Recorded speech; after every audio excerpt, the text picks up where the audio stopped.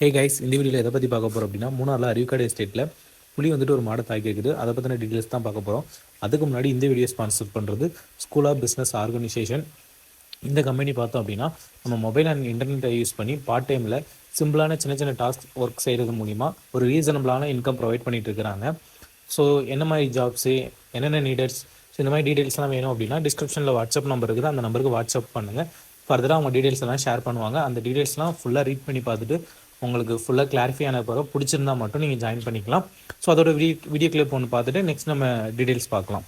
Skip பண்ணாதீங்க. பெரிய தப்பு. தினம் 300 ரூபாய் சம்பாதிக்க அரிய வாய்ப்பு. இன்ஸ்டாகிராம், ஃபேஸ்புக் பயன்படுத்த தெரிந்தால் போதும். Content post and content publishing மூலமா தினம் 300 ரூபாய் சம்பாதிக்கலாம். இந்த வேலை செய்ய 5 நிமிடம் போதும். Work training support, group communication support, all language customer live chat support, முக்கியமா சொந்தமா ஒரு பிசினஸ் ஸ்டார்ட் பண்ற அளவுக்கு உங்களால கற்றுக்கொள்ளவும் முடியும், சம்பாதிக்கவும் முடியும். இந்த வேலை வாய்ப்பு வழங்குவது 5 வருடத்திற்கு மேல ரன் ஆகிட்டு இருக்க நம்ம தமிழ்நாட்டு company school of business organisation private limited. மேலும் விவரங்களுக்கு டிஸ்கிரிப்ஷன்ல கொடுத்திருக்க நம்பருக்கு வாட்ஸ்அப் பண்ணுங்க.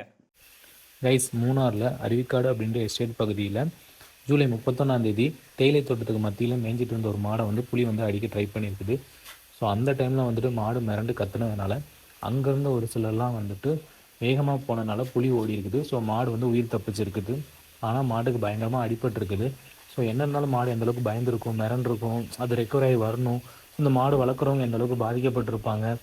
ஸோ மேபி மாடு வந்து உயிர் தப்பிச்சிருச்சுன்னா அவங்களுக்கு கொஞ்சம் சந்தோஷம் இருந்தாலும், அந்த மாடு அடிபட்டிருக்குது, திருப்பி அவங்க வந்து வெட்டினரி டாக்டரை கூப்பிட்டு ட்ரீட்மெண்ட் பார்த்து மாடை ரெக்கவரி ஆகி பல நிலைமை கொண்டு வருது. எந்தளவுக்கு ஒரு கஷ்டம் இல்லையா? என்னென்ன இருந்தாலும் அது ஒரு கஷ்டம் தானே, அவங்க ஃபேஸ் பண்ணி தானே ஆகணும். ஸோ அதுவும் பட்ட பகலில் கேஷுவலாக வந்துட்டு புளி அடிக்கிற ஒரு சூழ்நிலை தான் வந்துட்டு மூணாவது சரௌண்டிங் நிலையுது. ஸோ இது இன்றைக்கி மட்டும் இல்லை, இது தொடர்ந்து நடந்துகிட்டே தான் இருக்குது.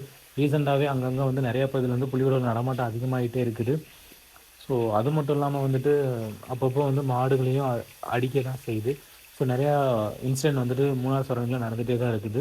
ஸோ இது இப்படியே தொடர்ந்து நடந்துகிட்டு இருந்துச்சு அப்படின்னா மாடை மட்டுமே வாழ்வாதாரமாக நம்பியே இருக்கிறவங்களோட வாழ்க்கையை வந்து கேள்விக்குறியாக தான் போய் முடியும். நிறைய பேர் வந்துட்டு இதனால் மாடு வளர்க்குறதே ஒரு யோசனையான டிசிஷன் தான் எடுக்கிற மாதிரி இருக்குது.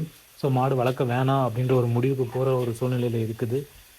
ஸோ இப்படியே போச்சு அப்படின்னா வந்துட்டு இங்கே வந்து பீப்புள் இருக்கிறதே வந்துட்டு ஒரு கஷ்டமான ஒரு சூழ்நிலையாகும்.